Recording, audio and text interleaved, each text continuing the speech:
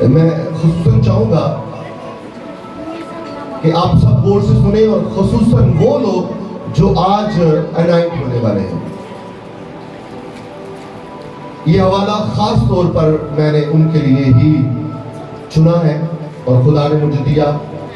میں کچھ اور سنانا چاہتا تھا، لیکن کیونکہ آج جو ساری جو عبادت کا جو ایک محور ہے وہ یسوع مسیح تو ہے، لیکن اس کے ساتھ ساتھ ہم ان لوگوں کو جو خدا کی خدمت کرنے کے لیے جوش خروش کے ساتھ یہاں پر آئے ہیں اور سرگرم عمل ہے خدا کی خدمت کرنے کو، تو میں نے جانا کہ میں چند جو اہم نکات ہیں بائبل مقدس میں سے وہ بیان کر سکوں، تاکہ جو خدمت گزار لوگ ہیں وہ جان سکے کہ خدمت عام زندگی گزارنے کا نام نہیں ہے، بلکہ اپنے آپ کو دنیا سے الگ کر دینے کا نام ہے. اگر آپ جس طرح میں نے پہلے بھی بات کی کہ جس طرح ایک میدان میں دو تلواریں نہیں رہ سکتی، اسی طرح خدا کی حضوری میں غیر ایماندار نہیں رہ سکتا. یہ روحانی باتیں ہیں، یہ ہر ایک شخص کے لیے نہیں ہے.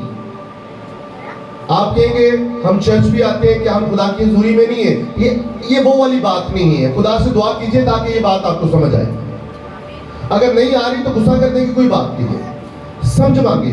لکھا ہے جس کے پاس حکمت کی کمی ہے وہ خدا سے مانگے.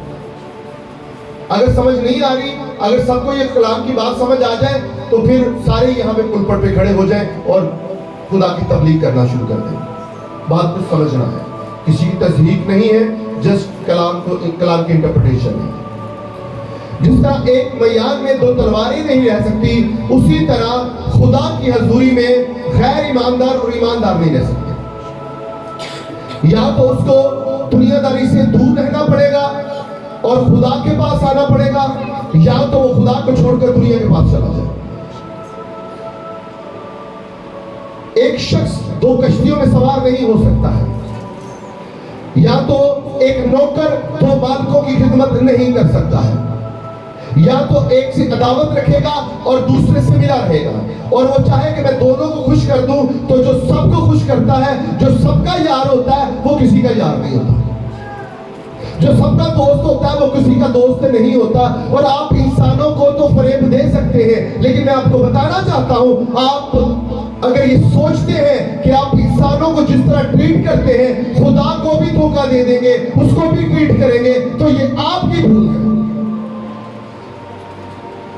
اگر ہم نہیں دیکھ رہے تو خدا جہاں کہیں بھی آپ ہیں وہاں پر آپ کو دیکھ رہا ہے. اگر آپ کو اس کی دلیل چاہیے، اس کا ثبوت چاہیے، تو زبور 139 میں خدا تیری روح تو بھلا میں نس کے کدھر جاؤں.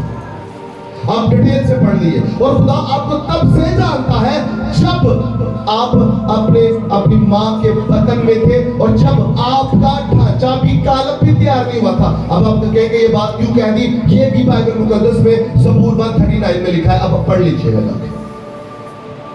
اور میں اس سے بڑی بات کہہ دیتا ہوں، خدا تب سے آپ کو جانتا ہے جب آپ اپنے باپ کے اندر تھے.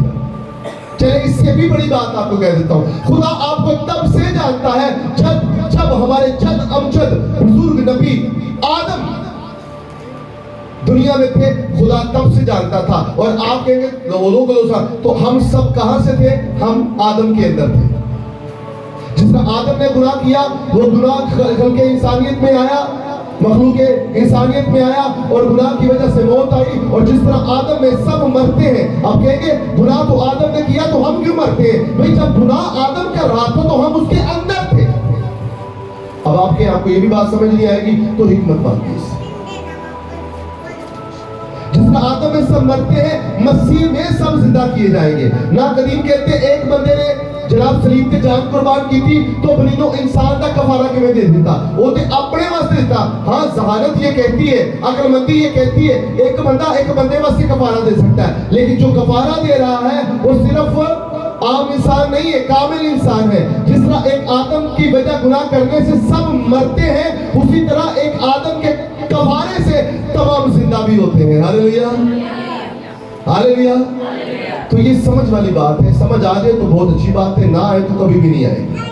تو میں آپ کو بتانا چاہتا ہوں کہ یا تو دنیا کے ساتھ رہے یا تو خدا کے ساتھ رہے.